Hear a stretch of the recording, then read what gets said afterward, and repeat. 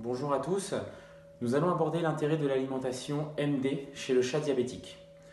Alors avant toute chose, on va rappeler les grands principes et les rappels généraux de pathogénie, d'épidémiologie, de clinique et de biologie de base chez le chat diabétique. Dans un second temps, on va aborder la prise en charge thérapeutique du diabète sucré et les objectifs. Et enfin, à l'aide d'un cas clinique, on va synthétiser le tout et rappeler l'importance de la prise en charge diététique.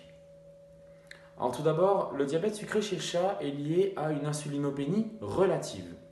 Cette insulinopénie est la conséquence d'une défaillance des cellules bêta des îlots de Langerhans, elle-même secondaire à une imprégnation chronique à un état d'hyperglycémie latent, à un état d'hyperlipémie qui crée une inflammation et les rend de moins en moins performantes. On parle de glucotoxicité ou de lipotoxicité.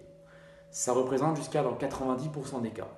Certains traitements augmentent la possibilité de survenue de ces événements-là, tels que l'administration de corticoïdes et de progestagènes. Une autre possibilité, c'est l'existence d'une maladie inflammatoire contemporaine, telle qu'une pancréatite chronique ou aiguë. Et enfin, d'autres endocrinopathies, telles que l'hypercorticisme, l'acromégalie, peuvent perturber l'homéostasie glycémique et générer un diabète sucré, tout comme les glucagonomes, tumeurs sécrétantes. En termes d'épidémiologie, le diabète sucré est une endocrinopathie très fréquente chez le chat. En effet, un chat sur 200 peut développer un diabète sucré dans sa vie avec des races surreprésentées telles que le Burmese, le Maine Coon, le Siamois, le Bleu de Russie. Le fait d'être en surpoids est un facteur prédisposant.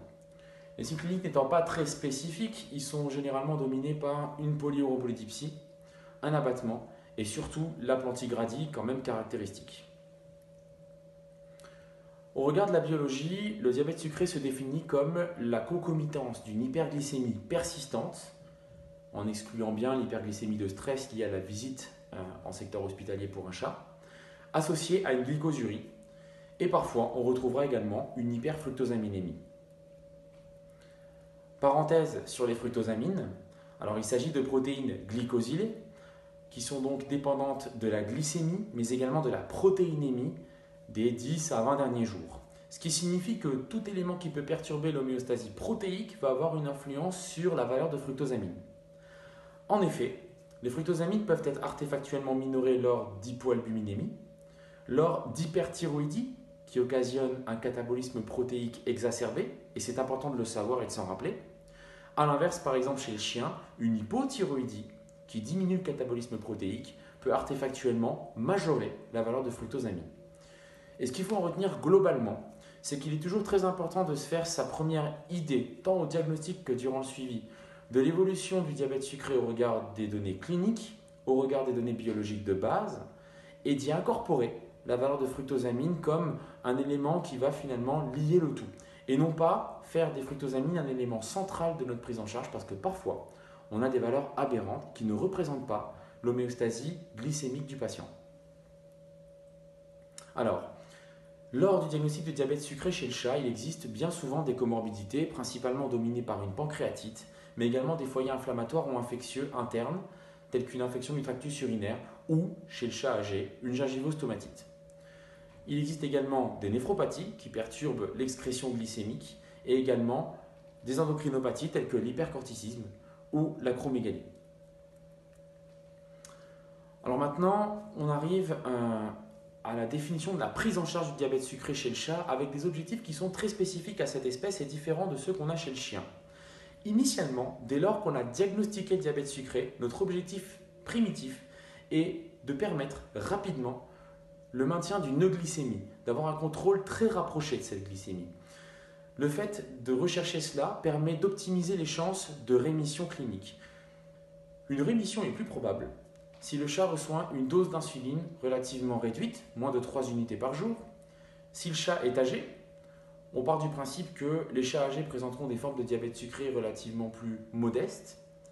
Si le chat a reçu une corticothérapie préalable, qui est un facteur prédisposant et déclencheur évident, et dès lors qu'on arrête cette corticothérapie, on optimise les chances de rémission. Si le chat est pris en charge depuis très peu de temps, notamment depuis moins de 6 mois, cette période critique. Et enfin, si le chat reçoit un support diététique adapté dont on parlera juste après. Dès lors que l'on n'aura pas réussi à prendre en charge le diabète sucré chez notre patient, au bout de 6 mois, nos objectifs vont être moins ambitieux et vont consister à éviter l'acidocétose et à éviter la crise hypoglycémique. Alors, au regard de l'insulinothérapie, un élément important, c'est qu'il existe des recommandations consensuelles dans la littérature scientifique, mais que celles-ci ne font pas parfaitement phase avec les données réglementaires en France. Les publications font état de l'intérêt de l'insuline glargine. Cette insuline n'a pas de nadir, cette insuline a une action relativement longue, maintient une glycémie stable et demande des doses relativement modestes avec la possibilité d'un contrôle rapproché.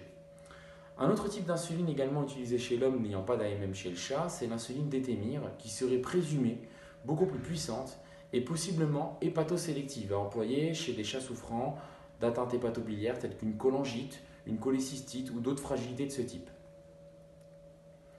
L'insuline protamine zinc, quant à elle, est une insuline qui possède une autorisation de mise sur le marché pour l'espèce féline. Elle possède une activité très longue, allant jusqu'à 20 heures, et elle présente le souci en tout cas de présenter deux nadirs, un à 3 à 5 heures et l'autre aux alentours de 10 heures. Enfin, l'insuline séminante, le caninsulin, possède une autorisation de mise sur le marché également chez le chien et chez le chat. Et c'est une insuline qui a une activité limitée dans le temps, entre 8 et 10 heures, et dont les doses de prescription initiale vont dépendre de la glycémie de départ. Bien évidemment, la diététique a un rôle très important dans le suivi et l'accompagnement du chat diabétique et nous en parlerons juste après. Alors avant toute chose, parlons de tout ce qui peut perturber le contrôle glycémique et toutes les causes d'insulinorésistance. On définira une insulinorésistance comme la persistance d'une hyperglycémie biologique grave, au-delà de 3,5 g par litre de glycémie durant la journée, malgré l'emploi de doses très importantes dépassant les 1,5 à 2 unités kilo par administration. La liste des causes d'insulinorésistance est résumée dans ce tableau et il faudra les rechercher une à une et les adresser, les modifier. Alors maintenant, mise en pratique. On va parler de Tara. C'est une minette européenne de 11 ans qui a eu un diagnostic de diabète sucré préalablement, 3 mois avant sa présentation en référé, qui reçoit du caninsulin et qui présente une polyuropolytypsie persistante et surtout une plantigradie persistante. Comme on peut voir sur ces diapositives, cette plantigradie est évidente. Donc Tara, en fait, elle reçoit qu'une insulinothérapie et pas d'alimentation adaptée. Alors, lors de sa prise en charge au départ à la clinique, on réalise un bilan de départ. Ce bilan consiste à reconfirmer la présence d'une hyperglycémie d'une glycosurie, à l'imagerie médicale de faire un bilan à la recherche d'une pancréatite, à la recherche de signes de néphropathie ou d'atteinte du bas appareil urinaire, pour être sûr qu'il n'y ait aucune comorbidité viscérale, ce qui n'est pas le cas. L'échographie ne montre pas d'anomalie significative.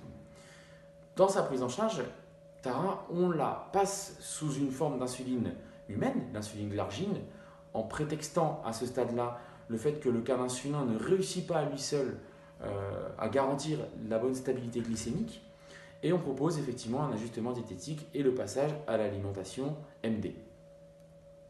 Alors, dans l'idée, l'objectif de l'alimentation MD, c'est de maîtriser l'hyperglycémie postprandiale, ce pic hyperglycémique juste après la prise alimentaire. On garantit un faible apport glucidique, entre 13 et 25% de carbohydrates, l'administration de glucides complexes dans cette alimentation, un faible indice glycémique de manière générale et un fort apport protéique avec plus de 10 grammes pour 100 kcal. L'apport en lipides est relativement variable, il n'a pas besoin d'être trop faible parce qu'en fait, chez le chat, l'apport de lipides ne détermine pas la possibilité de survenue d'une pancréatite, contrairement au chien. Néanmoins, on essaie de le maîtriser avec un apport inférieur à 3 grammes pour 100 kcal. Et enfin, on propose dans cette alimentation beaucoup de fibres solubles, les lignines, les phytates, les cires notamment, permettant justement un contrôle adapté de la flore intestinale et la bonne assimilation des différents nutriments. Initialement, chez le chat, on cherche à proposer, tout comme chez le chien, 2 repas identiques matin et soir autour des injections. On peut proposer, contrairement au chien, l'alimentation humide. Et parfois, notamment chez les chats un peu réfractaires, on peut proposer une alimentation à volonté. Parce que le chat reste une espèce qui peut être sujette à la non-volonté de manger au moment où on administre l'insuline. Tous ces éléments-là, notamment l'optimisation de la prise en charge diététique, augmentent les possibilités de rémission au-delà de l'insulinothérapie seule. Et c'est très important. Alors, lors de la prise en charge de Tara, on s'interroge quant aux facteurs favorisant la possibilité d'une rémission. Alors Tara, elle reçoit initialement une unité d'insuline glargine matin et soir, donc moins de 3 unités par jour. Elle est relativement âgée, puisqu'elle a quand même 11 ans au moment du diagnostic de son diabète sucré. Elle a reçu des corticoïdes préalablement pour la prise en charge d'une atteinte de la sphère orale, et elle est traitée depuis moins de 6 mois lorsqu'on la rencontre. Au regard du type d'insuline qu'elle reçoit, elle cumule encore un indicateur favorable puisque c'est l'insuline glargine qui garantit les meilleures chances de rémission avec des pourcentages documentés dans les études entre 85 et 100%. Avec une réserve par contre très importante, c'est que dans les études documentant les pourcentages de rémission les plus élevés, les chats ont préalablement été sélectionnés, ont reçu un contrôle très rigoureux, très soutenu, qui ne reflète pas ce qui se passe en clinique courante, en pratique courante, et probablement que ces chiffres sont surévalués. Et enfin, elle reçoit un support diététique adapté avec cette alimentation MD. Et c'est ce qui se passe, Tara entre en rémission. Alors en termes de suite, on va parler des états prédiabétiques, parce que Tara, on ne la laisse pas comme ça dans la nature une fois qu'on a réussi à obtenir une rémission. Chez les chats âgés de plus de 8 ans, préalablement non diabétiques, le fait d'avoir une glycémie à jeun supérieure à 1,18 g par litre, donc 1,18 c'est quand même très très discriminant, nous fait dire qu'ils sont en état prédiabétique. Et chez un chat qui a été diabétique et qui est entré en rémission, on sera encore plus attentif durant le suivi. Et le chiffre est un petit peu moins discriminant. Au-delà de 1,35 g par litre ou dans certaines études entre 1,35 et 1,62 g par litre, on va parler du principe d'un chat qui reste prédiabétique et d'un chat qui reste à risque. On peut pratiquer, mais on essaie de le faire le moins possible, ce qu'on appelle des tests de tolérance au glucose en administrant du glucose à un instant T et en vérifiant la capacité de l'organisme à réatteindre le glycémie plusieurs heures après cette administration de glucose.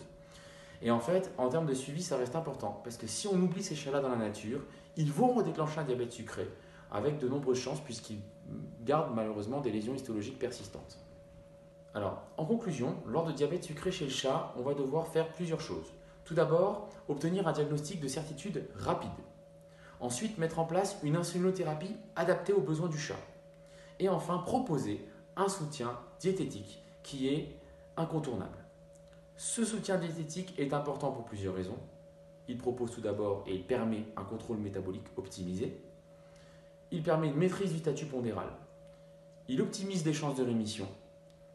Il optimise le pronostic global.